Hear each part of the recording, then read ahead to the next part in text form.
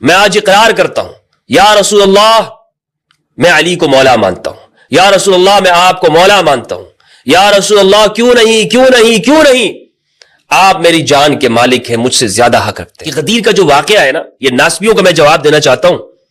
یہ کہتے ہیں، ایک اعتراض قائم کرتے ہیں کہ امام علی علیہ السلام کو جو یہ مولا کہا گیا اور اس کے لیے اہتمام کیا رسول اللہ صلی اللہ علیہ وآلہ وسلم نے، تو دراصل حجۃ الوداع کے بعد کچھ لوگوں کو علی سے شکایت ہو گئی تھی یمن کے اندر، اور وہی شکایت نبی کے سامنے عرض کی گئی۔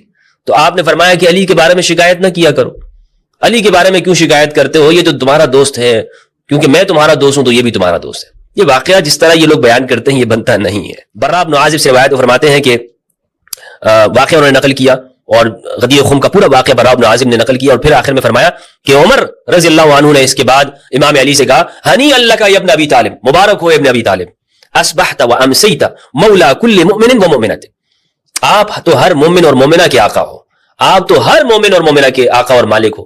اب کیا کیا جائے ان لوگوں کا کہ جو علی کو مولا نہ مانتے ہوں؟ عمر تو مولا مانتے ہیں نا، عمر کا مولا کون ہے؟ علی۔ عمر کا آقا کون ہے؟ علی۔ عمر کا مالک کون ہے؟ علی بن ابی طالب علیہ السلام۔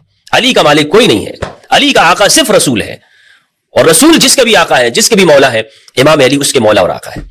یہ روایت میں نے آپ کے سامنے پیش کی۔ مولا کا معنی میں نے آپ کو بتایا کہ بہت سارے لوگ یہاں پر اپنی طرف سے بیان کرتے ہیں اس کا یہ معنی وغیرہ۔ ان سے سوال کیا گیا، ربیع بن سلیمان نے امام شافعی سے سوال کیا کہ یہاں پر جو علی کو رسول اللہ نے مولا کہا ہے اس کا کیا معنی ہے؟ تو انہوں نے کہا یعنی بذالک ولاء الاسلام، یہ اسلام کا ولا ہے، یعنی اسلام کے اوپر ان کو مولا کہا گیا ہے، یعنی اسلام کے اندر وہ تمہارے آقا ہیں، تمہارا اسلام اس وقت تک معتبر ہے کہ علی کو مولا مان لو، یہ ولاء الاسلام ہے، اسلام کی دوستی ہے۔ میں اپنے علماء سے کہنا چاہتا ہوں اپنے فرقوں کا خوف چھوڑ دو، باہر نکلیں اور ببانگ دہل امام علی علیہ السلام کی ولایت کا اقرار کیجئے، کیونکہ رسول اللہ نے صحابہ سے ولایت کا اقرار لیا ہے۔ السلام علیکم ورحمۃ اللہ وبرکاتہ۔ عید غدیر کیا ہے؟ جشن غدیر کیوں منایا جاتا ہے؟ عید غدیر کسے کہتے ہیں؟ تاریخ اسلام کے اندر سیرت رسول صلی اللہ علیہ وآلہ وسلم میں غدیر کے واقعے کی اہمیت کیا ہے؟ اور امام علی علیہ السلام کو من کنت مولاہ فہذا علی مولا اللہم وال من والا وعاد من عادا، یہ جو خصوصیت ہے امام علی علیہ السلام کی، اس کی اہمیت کیا ہے؟ یاد رکھیے کہ یہ خصوصیت من کنت مولاہ فہذا علی مولا، یہ ان الفاظ کے ساتھ تمام صحابہ کرام اور اہل البیت علیہ السلام کے اندر امام علی علیہ السلام واحد ذات ہیں کہ جن کو یہ خصوصیت عطا ہوئی ہے۔ اس خصوصیت میں بڑے سے بڑا صحابی شریک نہیں ہے۔ یہ امام علی علیہ السلام کی ایسی فضیلت ہے کہ رسول نے من کنت مولاہ فہذا علی مولا، علی کا ہاتھ بلند کر کے صرف علی کے لیے بیعت لی ہے اپنے صحابہ کرام سے۔ آج انشاءاللہ عز و جل اہل سنت والجماعت کے اصح مصادر سے اس واقعے کو سمجھنے کی کوشش کریں گے، اور جو لوگ اس معنی کے اندر تحریف کرتے ہیں صحیح معنی آپ کے سامنے پیش کروں گا۔ مولا کا معنی کیا ہے؟ مولا کسے کہتے؟ صحابہ کرام خود مولا کسے کہتے تھے؟ صحابہ مولا کیا سمجھ رہے ہیں؟ اور آج کا مولوی مولا کو کیا کہتا ہے؟ 50 معنی ہیں، لغت میں 40 معنی آتے ہیں، ڈکشنری میں یہ ہے، عربی زبان میں مولا کا یہ معنی ہے، حضور نے تو اوروں کو بھی مولا کہا ہے، فلاں کو بھی مولا کہا ہے، اس میں علی کی کیا خصوصیت ہے، یہ تو سب کے لیے حضور نے فرمایا ہے، وغیرہ وغیرہ۔ یعنی امام علی علیہ السلام کی یہ خصوصیت من کنت مولاہ فہذا علی مولا، اسے مشکوک بنانے کی کوشش کی جاتی ہے۔ آج انشاءاللہ اس سب کا آپ کے سامنے تحقیق کے ساتھ بیان کروں گا اور اس کا رد کریں گے۔ سب سے پہلے تو یہ بات کرتا چلوں کہ ایک محقق کا کام کیا ہوتا ہے۔ ایک محقق کا کام یہ ہے کہ وہ کسی خاص سوچ، فرقے کی، مسلک کی حمایت کے ساتھ گفتگو نہیں کرتا۔ اس کی جو تحقیق ہوتی ہے وہ بغیر کسی کی سائڈ لیے ہوئے ہو۔ ایسا نہیں ہو سکتا کہ ایک محقق ہو اور وہ، یعنی اگر وہ خود کو محقق کہتا ہے اور سمجھتا ہے اور لوگ اسے کہتے ہیں تو اس کا کام یہی ہونا چاہیے کہ بغیر کسی کے حمایت کے، ریسرچر کا کام یہ ہے کہ وہ کہے جناب جہاں مجھے دلائل نظر آئیں گے وہاں میں اپنا سر جھکا دوں گا، میں اس بات کو قبول کر لوں گا۔ کسی فرقے کو راضی کرنا مقصود نہیں ہوتا۔ جو شخص بھی کسی فرقے کو راضی کرتا ہے یقین جانے، امام علی علیہ السلام کا قول ہے نہج البلاغہ کے اندر، امام نے فرمایا کہ اللہ پھر، یعنی جو شخص لوگوں کی رضامندی چاہتا ہے اللہ اسے پھر لوگوں کی جانب سونپ دیتا ہے، اس کا معاملہ پھر لوگوں کی جانب ہوتا ہے، اور لوگ، دنیا فانی ہے۔ میں اپنے علماء سے کہنا چاہتا ہوں اپنے فرقوں کا خوف چھوڑ دو، باہر نکلیں اور ببانگ دہل امام علی علیہ السلام کی ولایت کا اقرار کیجئے، کیونکہ رسول اللہ نے صحابہ سے ولایت کا اقرار لیا ہے۔ صحابہ سے، انصار اور مہاجرین کے جلیل القدر صحابہ کرام رضوان اللہ علیہم، ان سے اقرار لیا کہ علی کو مولا مان لو، تمہاری نجات ہے اسی کے اندر۔ مجھے مولا مانتے ہو نا، میں محمد صلی اللہ علیہ وآلہ وسلم اگر تمہارا مولا ہوں اور تم مجھے مولا مانتے ہو تو پھر علی کو مولا مان لو، اس کے بغیر تمہارا کوئی چارہ نہیں ہے۔ تو جو نبی کو مولا مانتا ہے اور جس معنی میں نبی کو مولا مانتا ہے اس معنی میں آپ کو علی کو مولا ماننا پڑے گا، اس کے بغیر کوئی چارہ نہیں ہے۔ اور اللہ اس بات کا زیادہ حقدار ہے، واللہ ورسولہ احق ان یرضوہ، اللہ اور اس کا رسول اس بات کا زیادہ حقدار ہے کہ انہیں راضی کیا جائے۔ لوگوں کو، فرقوں کو، مسجد والوں کو، دوستوں کو، کس کس کو آپ راضی کرتے پھریں گے؟ جناب میں اس مسجد سے وابستہ ہوں، لہٰذا اگر میں نے مولا کا معنی مالک کر دیا، اولا کا معنی میں نے حقدار کر دیا، مالک کر دیا، سردار، آقا اور مولا کر دیا، تو پھر تو فرقے کے اندر میری جگہ نہیں ہوگی۔ تو یہ فرقے والے تمہیں آخرت میں بچائیں گے، قبر میں یہ فرقے والے تمہارے پاس آئیں گے۔ بیان کر دو۔ میں اپنے اہل سنت علماء سے کہنا چاہتا ہوں کہ ہماری عوام کو، سنی عوام کو جو تم نے برسوں سے بے وقوف بنا کے رکھا ہوا ہے، اس میں 40 معنی، 50 معنی، اچھا اگر 40-50 معنی بھی ہیں تو اس روایت کو بیان کیا کرو۔ 18 ذی الحج کو حدیث غدیر کو، غدیر خم کو کیوں بیان نہیں کرتے؟ کیوں اس موقع پر تم ایسی چیزیں لے کر آ جاتے ہو کہ جس کا تاریخ کے اندر کوئی وجود ہی نہیں، کوئی ثبوت ہی نہیں ہوتا؟ مقصد یہی ہے نا کہ حدیث غدیر کو سائڈ پہ کیا جائے اور اس کی اہمیت کو کم کیا جائے۔ جس طرح تم دوسری چیزوں کو بیان کرتے ہو، طلقاء کا دفاع کرتے ہو، بنو امیہ کے ظالم حکمرانوں کا دفاع کرتے ہو، باغی گروہ کا دفاع کرتے ہو، حدیث غدیر کو بھی بیان کرو۔ اگر تم کہتے ہو کہ اہل بیت ہمارے ہیں تو پھر آگے بڑھ کر شیعوں سے بھی آگے بڑھ جاؤ اور کہو کہ علی مولا، علی مولا، علی مولا، علی ہمارا مولا ہے۔ کہو، کیوں نہیں کہتے؟ اس لیے کہ تمہیں پتا ہے کہ تمہارے بچوں کو جب یہ سبق آ جائے گا علی مولا، علی مولا، تو پھر وہ ماننے تک خود پہنچ جائیں گے۔ اس لیے یہیں سے کاٹ دیتے ہیں۔ یہ میرا اور آپ کا فرض ہے کہ ہم اس بیعت کا اقرار کریں۔ میں آج اقرار کرتا ہوں، یا رسول اللہ میں علی کو مولا مانتا ہوں، یا رسول اللہ میں آپ کو مولا مانتا ہوں، یا رسول اللہ کیوں نہیں، کیوں نہیں، کیوں نہیں، آپ میری جان کے مالک ہیں، مجھ سے زیادہ حق رکھتے ہیں۔ جس طرح آپ نے صحابہ کرام سے اس کا عہد لیا، الست اولا بالمؤمنین من انفسہم، میرے صحابہ یہ بتاؤ کیا میں محمد صلی اللہ علیہ وآلہ وسلم تمہاری جانوں کا مالک نہیں ہوں؟ تو صحابہ نے اقرار کیا، یا رسول اللہ اسی طرح میں بھی اقرار کرتا ہوں۔ اگر ہم وہاں ہوتے تو ہم سب کو اقرار کرنا فرض تھا یا نہیں تھا؟ ہم سب پہ یہ فرض تھا کہ ہم وہاں پہ اقرار کرتے، یا رسول اللہ کیوں نہیں، آپ ہماری جانوں کے مالک ہیں۔ جب آپ مالک ہیں، مولا ہیں ہمارے، تو علی بھی مولا ہے، علی بھی ہمارا آقا ہے، علی بھی ہمارا سردار ہے۔ یہ ہم سب کے اوپر اس بیعت کا اقرار کرنا فرض ہے، اور یہی عید غدیر ہے، یعنی خوشی کا دن، عید کا دن۔ علی کی خوشی میں شریک ہونا ہے بھائی۔ کیا ہم علی کی خوشی میں شریک نہ ہوں؟ ہم اپنے دوستوں کی خوشیوں میں شریک ہوتے ہیں، سیلیبریٹ کرتے ہیں اسے، دنیا کی عارضی خوشیوں کے اندر۔ یہ تو دائمی خوشی ہے، یہ تو قبر تک، آخرت تک ساتھ دینے والی ہے۔ علی کی ولایت کے اعلان کی خوشی کہ آج محمد ابن عبداللہ صلی اللہ علیہ وآلہ وسلم نے اپنے بھائی علی بن ابی طالب علیہ السلام ان کی ولایت کا اقرار کیا، من کنت مولاہ فہذا علی مولا، اللہم والی من والا وعاد من عادا۔ خوشی سے اس کو بیان کریں، جھوم کر بیان کریں، دلوں کی تر و تازگی ہو آپ کے دلوں کے اندر، چہروں پر حشاش بشاش ہو کر اس خوشی کا اقرار کریں، اس بیعت کا اقرار کریں۔ اور صحابہ نے، جلیل القدر صحابہ نے اقرار کیا، علی کو امام مان لیا، علی کو امام مان لو۔ یہ واقعہ شیعہ کتابوں سے میں آپ کے سامنے پیش نہیں کر رہا ہوں، حالانکہ شیعہ کتابوں کے اندر بھی یہ واقعہ موجود ہے اور انہوں نے اس پر بڑی کتابیں بھی لکھی ہیں۔ امینی صاحب کی غدیر کتاب ہے 10 جلدوں کے اندر، لیکن جس کثرت کے ساتھ یہ سنی کتابوں کے اندر موجود ہے یہ اور کسی جگہ پر نہیں ہے، انتہائی کثرت کے ساتھ۔ اور 200 صحابہ کرام انہوں نے اس روایت کو نقل کیا ہے، حدیث غدیر کو۔ 50 صحابہ کرام کے نام تو خود میں نے جمع کیا، میں آپ کے سامنے پیش کروں گا انشاءاللہ۔ جلیل القدر صحابہ کرام، سنی شیعہ دونوں کتابوں کے اندر یہ حدیث موجود ہے۔ اہل السنت کے جید علماء نے کہا ہے کہ حدیث غدیر یہ متواتر ہے۔ حدیث غدیر اور حدیث ثقلین ایک ہی حدیث ہے، یہ ایک ہی حدیث ہے۔ غدیر اس کا ایک ٹکڑا ہے اور اس کا ایک حصہ ہے۔ اور یہ صرف یہ بات یاد رکھیے گا، کچھ لوگ کہتے ہیں کہ کہ غدیر کا جو واقعہ ہے نا، یہ ناسبیوں کو میں جواب دینا چاہتا ہوں. یہ کہتے ہیں، ایک اعتراض قائم کرتے ہیں کہ امام علی علیہ السلام کو جو یہ مولا کہا گیا اور اس کے لیے اہتمام کیا رسول اللہ صلی اللہ علیہ وآلہ وسلم نے، تو دراصل حجۃ الوداع کے بعد کچھ لوگوں کو علی سے شکایت ہو گئی تھی یمن کے اندر، اور وہی شکایت نبی کے سامنے عرض کی گئی. تو آپ نے فرمایا کہ علی کے بارے میں شکایت نہ کیا کرو. علی کے بارے میں کیوں شکایت کرتے ہو؟ یہ تو تمہارا دوست ہے، کیونکہ میں تمہارا دوست ہوں تو یہ بھی تمہارا دوست ہے. یہ واقعہ جس طرح یہ لوگ بیان کرتے ہیں یہ بنتا نہیں ہے.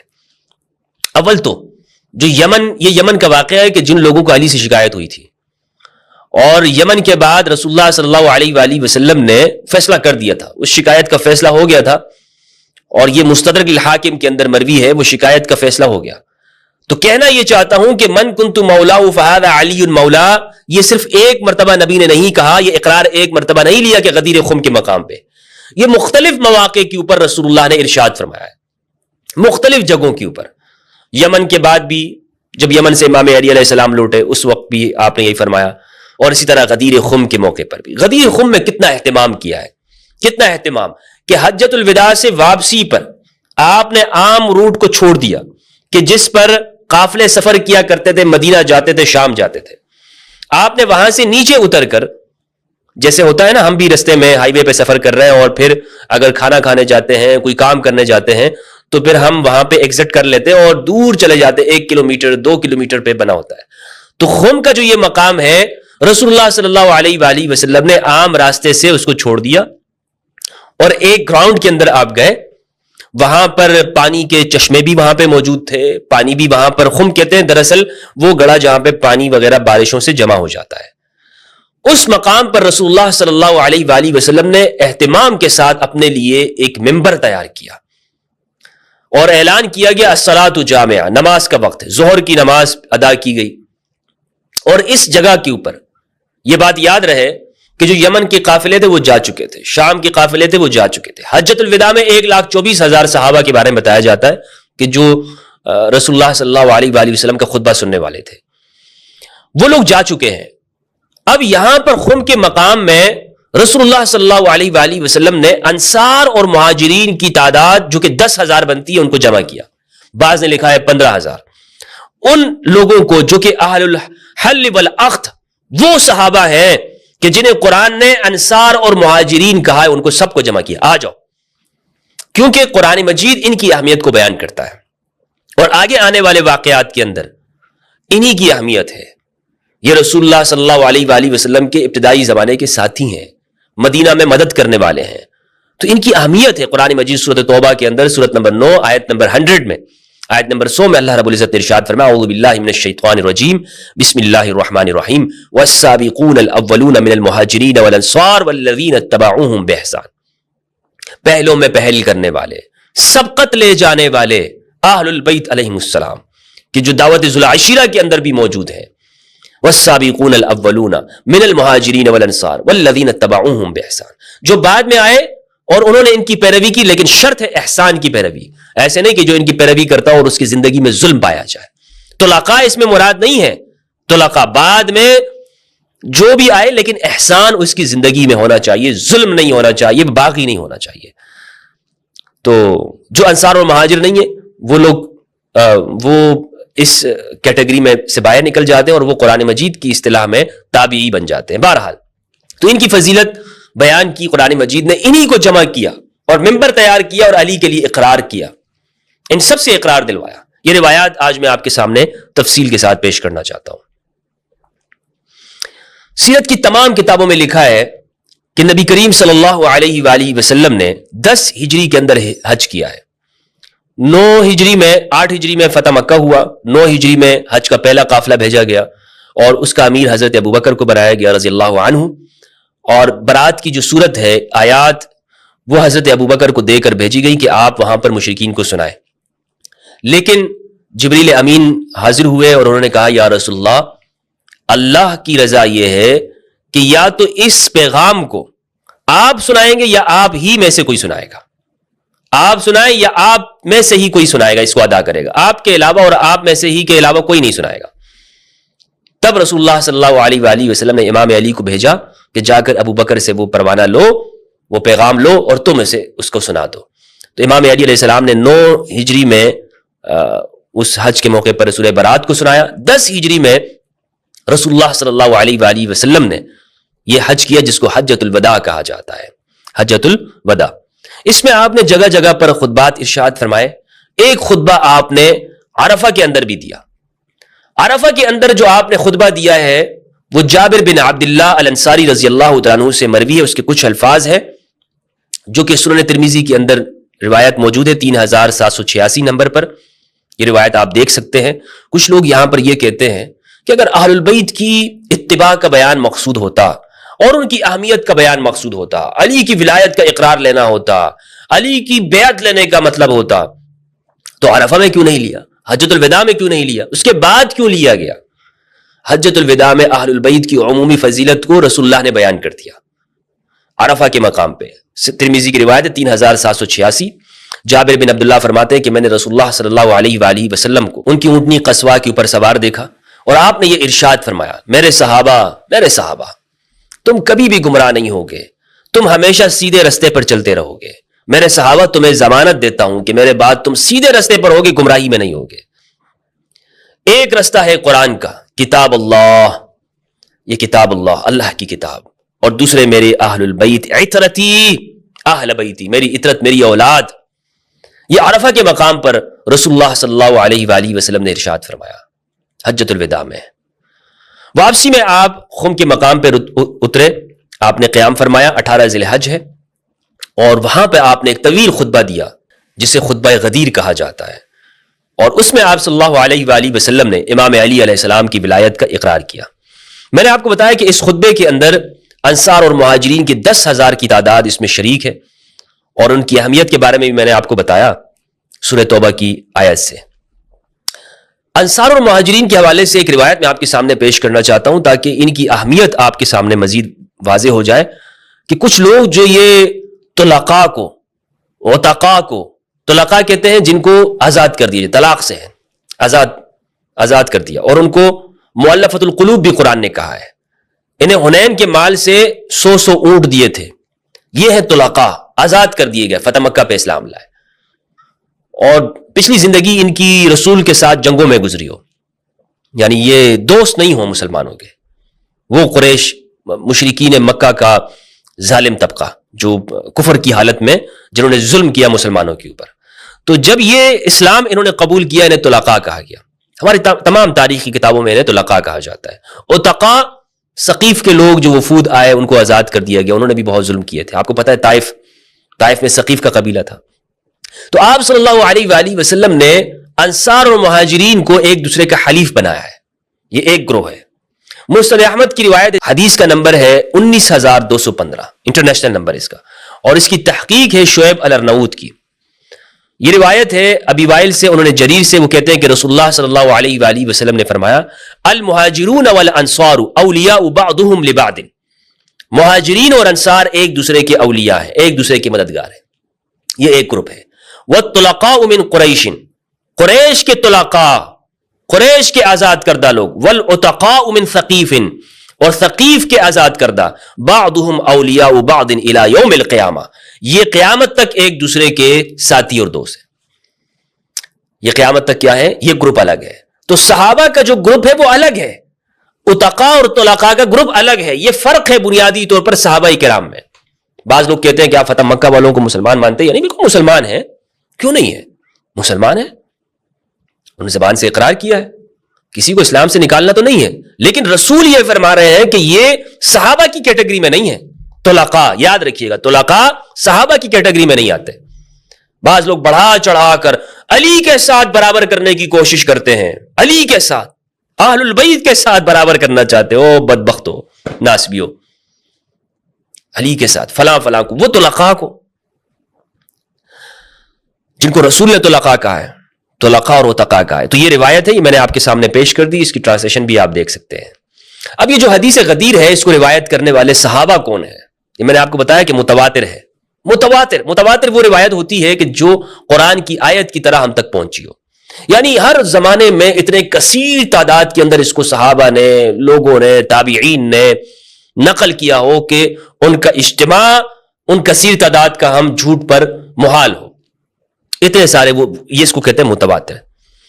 اور یہاں پر بعض لوگوں کو ان کو خواہ مخواہ کی ایک طرح کی اہل البیت سے چڑ ہے, یہ کمزور سے کمزور خبر واحد سے استدلال کرتے ہیں, بعض منکرین حدیث بھی. اور ان سے تو میں کہنا چاہتا ہوں کہ بھائی جو لوگ غدیر کی روایت کو نہیں مانتے ہیں, علی کی بیعت کو, ان کو اصل میں منکرین حدیث ہونا چاہیے تھا, لیکن یہ خود کو بھی پھر بھی اہل سنت والجماعت کہتے ہیں. عجیب بات ہے, سمجھ سے باہر ہے. تو یہ جو لوگ خبر واحد کو مان لیتے ہیں وہ اس خبر متواتر کو نہیں مانتے. عجیب ان کا معاملہ ہے, سمجھ سے باہر ہے. یہ ایسا کیوں کرتے ہیں بھائی؟ یا تو آپ سیدھی سی بات کرو کہ بھائی ہم کسی بھی خبر کو نہیں مانتے, کسی بھی خبر کو ہم نہیں مانتے, لیکن آپ یہاں پر پہنچتے ہو تو آپ اس خبر کا انکار کرتے ہو, باقی آپ ہر طرح کی کمزور روایت الائمۃ من قریش, امام قریش سے ہوں گے, یہ روایت مان رہے ہیں. اور اس میں پھر آگے بنو امیہ کی عمارتوں اور حکومتوں کا بھی اس بات کرتے ہیں. اچھا, یہ روایت نقل ہے صحابہ کرام سے, امام علی علیہ السلام سے خود منقول ہے یہ روایت, طلحہ بن عبید اللہ سے, طلحہ سے رضی اللہ عنہ سے. اور ان کی جو ہے طلحہ کی روایت یہ مستدرک کے اندر موجود ہے, اور السنہ لابن ابی عاصم کے اندر یہ روایت موجود ہے 1358 پہ. زبیر بن العوام رضی اللہ عنہ سے یہ روایت ہے, عبد الرحمن بن عوف سے, عباس بن عبد المطلب سے, سعد بن ابی وقاص رضی اللہ عنہ سے, زید بن ارقم رضی اللہ عنہ سے, براء بن عازب رضی اللہ عنہ سے. براء بن عازب کی جو روایت ہے یہ مصنف ابن ابی شیبہ کے اندر ہے 32118. ابو ایوب انصاری میزبان رسول صلی اللہ علیہ وآلہ وسلم, ابو ایوب انصاری رضی اللہ عنہ, ان سے نقل ہے مسند احمد کے اندر, اور روایت کا نمبر ہے 23609. شعیب ارنوت نے ابو ایوب انصاری کی روایت کو کہا ہے اسنادہ صحیح, اس کی سند صحیح ہے. جابر بن عبداللہ سے, عدی بن حاتم الطائی, ابو ہریرہ الدوسی, ابو طفیل عامر بن واصلہ سے مستدرک کے اندر, عبداللہ بن عباس سے, بریدہ بن الحسیب سے, انس بن مالک, حبشی بن جنادہ, زید بن ثابت, ابو سریحہ یعنی حذیفہ بن اسید سے, طبرانی المعجم الکبیر 3052 میں, عبداللہ بن عمر سے, اور عبداللہ بن عمر کی روایت السنہ لابن ابی عاصم کے اندر 1357 میں, سعد بن مالک یعنی ابو سعید الخدری, حذیفہ بن الیمان, حذیفہ بن الیمان کی روایت حافظ حسکانی نے شواہد تنزیل میں, اور نمبر ہے 1041. مالک بن الحویرث سے معجم الکبیر طبرانی میں 646 نمبر کی روایت. جندہ بن عمرو بن المازی انصاری, مازن الانصاری, ابن الاسیر نے الاستغابہ میں, جریر بن عبداللہ البجلی سے طبرانی المعجم الکبیر نے 2505 میں, حضرت عمر بن الخطاب سے تاریخ دمشق جلد 42 میں, عبداللہ ابن ابی اوفا حاکم الاسقانی نے, عبداللہ ابن ابی اوفا نے, اسی طرح بریدہ اسلمی نے, اور ان کی روایت نقل کی ہے صحیح ابن حبان نے جلد 15 صفحہ 375 میں. اسد بن زرارہ, یعلا بن مرہ, عامر بن لیلہ بن دمرہ, عمار بن یاسر, ابو قدامہ الانصاری, عبداللہ ابن مسعود, جلیل القدر صحابہ, بہت نام ہے یہاں پر, ایک لسٹ ہے, طویل لسٹ موجود ہے. ان سب نے یہ روایت نقل کی ہے, غدیر خم والی روایت, حدیث ثقلین کی روایت. اب میں آپ کے سامنے ایک ایک روایت پیش کرتا ہوں, تمام روایت تو پیش نہیں کر سکتا, جو اہم بنیادی روایات ہیں وہ میں آپ کے سامنے لاتا ہوں. سعد بن ابی وقاص کی روایت ہے سنن ابن ماجہ کے اندر, حدیث نمبر 121, البانی نے بھی اس کو صحیح کہا ہے. روایت ہے سعد بن ابی وقاص سے, وہ کہتے ہیں قدم معاویہ فی بعض حجاتہ, معاویہ اپنے کسی ایک حج میں سے جب آئے, فدخل علیہ سعد, ان کے پاس سعد داخل ہوئے, فذکروا علیا, تو ان لوگوں نے علی علیہ السلام کا ذکر کیا, فنال منہ, معاویہ نے ان کے برا کہا, فغضب سعد, تو سعد نے برا منایا, غصہ ہوئے, وقال تقول هذا لرجل سمعت رسول اللہ صلی اللہ علیہ وآلہ وسلم یقول, معاویہ تم یہ بات ایسے شخص کے بارے میں کہہ رہے ہو, علی کے بارے میں, کہ جن کے بارے میں نے رسول اللہ کو یہ فرماتے ہوئے سنا, من کنت مولا فعلی مولا, لوگوں جس کا میں مولا ہوں علی ان کا مولا ہے. اور یہ مختصر بات سعد بن ابی وقاص نے وہاں پہ نقل کی, یعنی پورا واقعہ تو نہیں سنایا, یا اگر پورا واقعہ بھی سنایا ہو تو راوی نے یہاں پر یہ جملہ نقل کی. اور یا ایسا ہوتا ہے کہ آپ جب کسی چیز کی اہمیت بتانا چاہتے ہیں تو کہتے ہیں نا, بیٹا تم کس کو یہ بات کہہ رہے ہو, یہ تمہارے باپ ہے, بیٹا تم کس کے بارے میں کہ تمہارا بھائی ہے. تو یہ تو نہیں کہتے بیٹا یہ کس کے بارے میں تم یہ بات کہہ رہے ہو, تمہارا بھائی ہے, یعنی یہ وہ ہے کہ جو تمہارے ابا کا بیٹا ہے, اور تمہارے ابا فلاں ہے اور فلاں ہے. اتنی لمبی تقریر تو نہیں کہہ رہے ہوتے, بیٹا تمہارا یہ وہ بھائی ہے کہ جس نے یہ اتنی لمبی بات نہیں کرتے. تو یہ سعد بن ابی وقاص نے مختصر الفاظ کے اندر امام علی علیہ السلام کی واضح خصوصیت بیان کی, کہ جس کو معاویہ بھی جانتے تھے, کہ علی کے بارے میں تم یہ بات نہیں کر سکتے. وَسَمِعْتُهُ يَقُولُ أَنْتَ مِنِّي بِمَنزِلَةِ هَارُونَ مِن مُوسَىٰ إِلَّا أَنَّهُ لَا نَبِيَّ بَعْدِي, یہ بخاری مسلم کے اندر بھی روایت موجود ہے. وَسَمِعْتُهُ يَقُولُ لَأُعْطِيَنَّ الرَّايَةَ الْيَوْمَ رَجُلًا يُحِبُّ اللَّهَ وَرَسُولَهُ, خیبر کے موقع پہ فرمایا. اسی طرح براء بن عازب کی جو روایت ہے سنن ابن ماجہ کے اندر حدیث نمبر 116 ہے. براء بن عازب فرماتے ہیں, جلیل القدر صحابی ہیں, اقبلنا مع رسول اللہ صلی اللہ علیہ وآلہ وسلم فی حجتہ التی حج، کہ ہم رسول اللہ صلی اللہ علیہ وآلہ وسلم کے ساتھ حج میں تھے، جس میں جو حج آپ نے کیا. فنزل فی بعض الطریق فامر الصلاۃ جامعہ، تو آپ رستے سے ہٹ کر ایک جگہ آپ نے پڑاؤ ڈالا اور آپ نے فرمایا الصلاۃ جامعہ، نماز کا وقت ہے. فاخذ بید علی رضی اللہ عنہ، تو آپ نے علی رضی اللہ عنہ علیہ السلام کا ہاتھ بلند کیا. وقال الست اولی بالمؤمنین من انفسہم، یہ پہلے اقرار لیا ہے صحابہ سے، میرے صحابہ بتاؤ کیا میں تمہاری جانوں کا مالک نہیں ہوں؟ اور احمد رضا خان صاحب رحمہ اللہ نے اس کا ترجمہ یہی کیا ہے، الست اولی بالمؤمنین من انفسہم. سورۃ الاحزاب سورۃ نمبر 33 کی آیت نمبر 6 جو ہے، النبی اولی بالمؤمنین من انفسہم وازواجہم امہاتہم، اس آیت کا ترجمہ آپ دیکھ لیں، احمد رضا خان رحمہ اللہ نے یہی کیا کہ میں تمہاری جانوں کا مالک ہوں. قالوا بلا، تو صحابہ نے کہا بلا کیوں نہیں یا رسول اللہ، یا رسول اللہ صلی اللہ علیہ وآلہ، آپ ہمارے بالکل ہماری جانوں کے مالک ہیں. آپ نے پھر پوچھا الست اولی بکل مؤمن من نفسہ، پھر ایک ایک کا اقرار لیا، کیا میں ہر مومن سے اس کی جان سے زیادہ حقدار نہیں ہوں، یعنی اس کی جان پر میرا حق نہیں ہے. قالوا بلا قال فهذا ولی من انا مولاه، تو پھر علی کے لیے کہا کہ یہ اس کا ولی ہے کہ جس کا میں مولا ہوں. اللہم والی من والا اللہم عاد من عاد، سنن ابن ماجہ کی روایت. اور یہ جانوں کا جو مالک ہے نا، اس ترجمے پہ غور کیجئے، اس ترجمے کا مطلب کیا ہے؟ مطلب یہ ہے میرے صحابہ یہ بتاؤ، اگر میں تم میں سے کسی کو کہوں کہ ابھی یہاں پر کھڑے کھڑے وہ اپنی گردن اللہ کی راہ میں قربان کر دے تو کیا تم نہیں کرو گے؟ کیا میں تمہاری جانوں کا مالک نہیں ہوں؟ کیا تم نے اپنی جان اپنی مال اللہ کے راہ میں بیچ نہیں دی؟ ان اللہ اشتری من المؤمنین انفسهم واموالهم بان لهم الجنہ، بے شک اللہ نے مومنوں سے خرید لیا ہے ان کی جانوں کو، ان کی اموال کو، کی جنت کے بدلے میں. تو تم نے جب بیچ دیا ہے اپنا سب کچھ، تو اب تمہاری جانوں پر کون مالک ہے؟ میں مالک ہوں اور علی مالک ہے. اگر تم مجھے مالک سمجھتے ہو، اگر تم مجھے اپنی جان کا، اپنی رگ کا، اپنی روح کا، اپنے بدن کا مالک سمجھتے ہو کہ میں تمہارا مالک ہوں، تم سب میرے غلام ہو، تو پھر اس علی کو بھی اپنا مالک مانو. یہ ہے اس چیز کا معنی، اور اسی لیے اقرار لیا سب سے رسول اللہ صلی اللہ علیہ وآلہ وسلم نے. اس بات کا اقرار کرو، الست اولی بالمؤمنین من انفسہم. جابر بن عبداللہ کی روایت ہے، المصنف لابن ابی شیبہ، حدیث نمبر 34243. جابر بن عبداللہ فرماتے ہیں کہ ہم جحفہ میں تھے، غدیر خم میں، کہ رسول اللہ صلی اللہ علیہ وآلہ وسلم تشریف لائے اور آپ نے علی کا ہاتھ بلند کیا اور فرمایا من کنت مولا فعلی مولا. ابو ایوب انصاری کی روایت میں آپ کے سامنے پیش کرتا ہوں، بہت بہترین روایت ہے، اور یہ اس روایت سے ہر گرد و غبار سامنے ہو جائے گا. مولا کے جو یہ 50 معنی کرتے ہیں نا ناسبی، ابو ایوب انصاری کی زبانی سنیے کہ وہ مولا کو کیا سمجھتے ہیں، ابو ایوب انصاری کے نزدیک مولا کا کیا معنی ہے. مصنف ابن ابی شیبہ کی روایت کے نمبر ہے 34244، اور یہ روایت فضائل الصحابہ کے اندر بھی موجود ہے، مصنف ابی شیبہ کے اندر بھی، فضائل الصحابہ کے اندر بھی ہے. میں آپ کے سامنے فضائل الصحابہ سے پیش کرتا ہوں. احمد بن حنبل کی فضائل الصحابہ، حدیث نمبر 967. یہ سند ہے حدثنا عبداللہ قال حدثني ابی، اور سند کے بعد ہے ان ریاح الحارث قال جاء رہۃ الى علی بالرحبہ.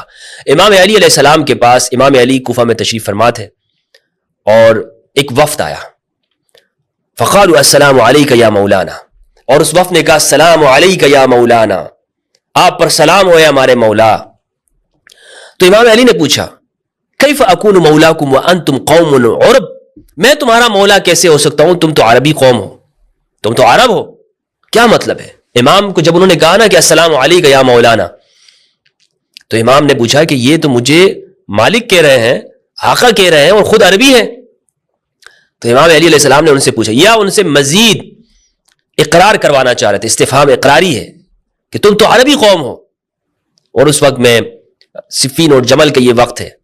تو قالوا سمعنا رسول اللہ صلی اللہ علیہ وآلہ وسلم یقول یوم غدیر خم من کنت مولا فہذا مولا. انہوں نے کہا یا علی، ہم نے رسول اللہ صلی اللہ علیہ وآلہ وسلم کو غدیر خم میں یہ فرماتے ہوئے سنا ہے من کنت مولا فہذا مولا، جس کا میں مولا ہوں ان کا یہ مولا ہے. تو اب یہاں پر اس روایت سے کیا معلوم ہوا کہ مولا کا کیا معنی ہے؟ مولا کا معنی ہے آقا اور سردار، یعنی تم عربی ہو، تم تو کسی کے غلام نہیں ہو. میرے غلام کیسے؟ تو فرمایا رسول نے ہمیں آپ کا غلام بنا دیا غدیر خم کے موقع پہ. مولا کا معنی میں نے آپ کو بتایا کہ بہت سارے لوگ یہاں پر اپنی طرف سے بیان کرتے ہیں اس کا یہ معنی وغیرہ، اور اس کا جو حقیقی معنی ہے وہ ہے مالک کا، آقا کا، یہ اس کا معنی ہے.